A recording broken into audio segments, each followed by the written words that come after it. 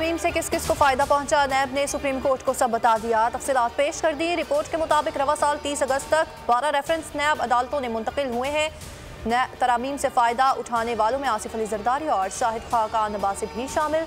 खुर्शीद अनवर, मंजूर काका, अनवर मजीद के नए मुकदमात मुंतकिल हुए। आसिफ अली जरदारी के खिलाफ पाक लेन रेफरेंस तरामीम के बाद वापस कर दिया। मजमूई तौर पर 22 मुकदमात एहतसाब अदालतों से वापस हुए।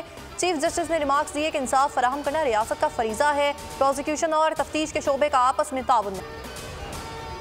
इलेक्शन कमीशन का अहम इजलास कुछ देर बाद होगा। आम इंतखाबात का हतमी तारीख का ऐलान भी मुतवक्के। चीफ इलेक्शन कमिश्नर और मेंबरान शरीक होंगे। हल्का बंदियों के दौरानिए को मजीद कम से कम करने पर गौर किया जाएगा।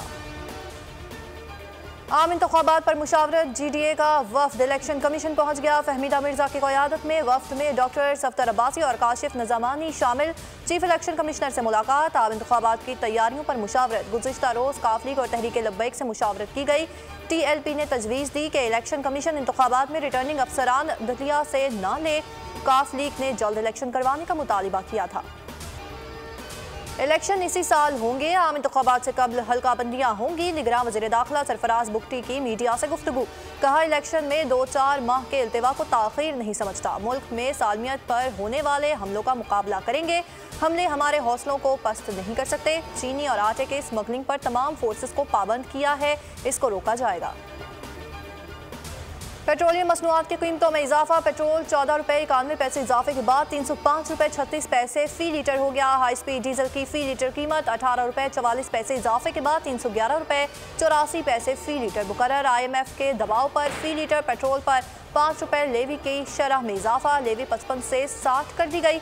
डीजल पर लेवी में रद्दोबदल नहीं किया गया, 50 रुपये पर बरकरार।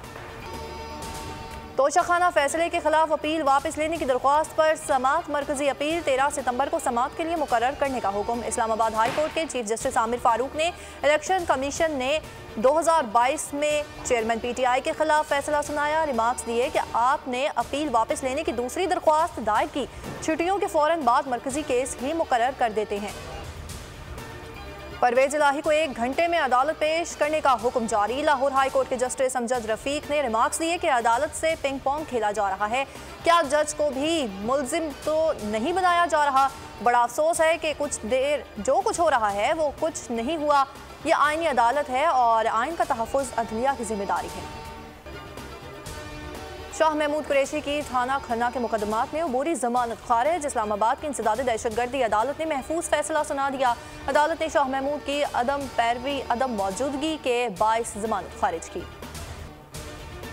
मॉनेटरी पॉलिसी के हंगामी इजलास मुनक्किद किए जाने की रिपोर्टें बेबुनियाद हैं। मॉनेटरी पॉलिसी का आइंदा इजलास 14 सितंबर को होगा।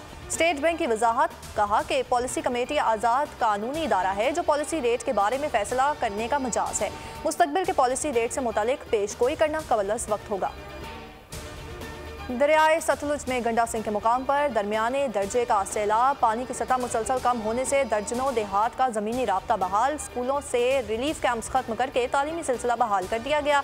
मुल्हिका 1.5 माह से बंद 10 से ज़ायद स्कूल दोबारा खोल दिए गए। मुतासरा अजला में PDMA का रिलीफ ऑपरेशन जारी।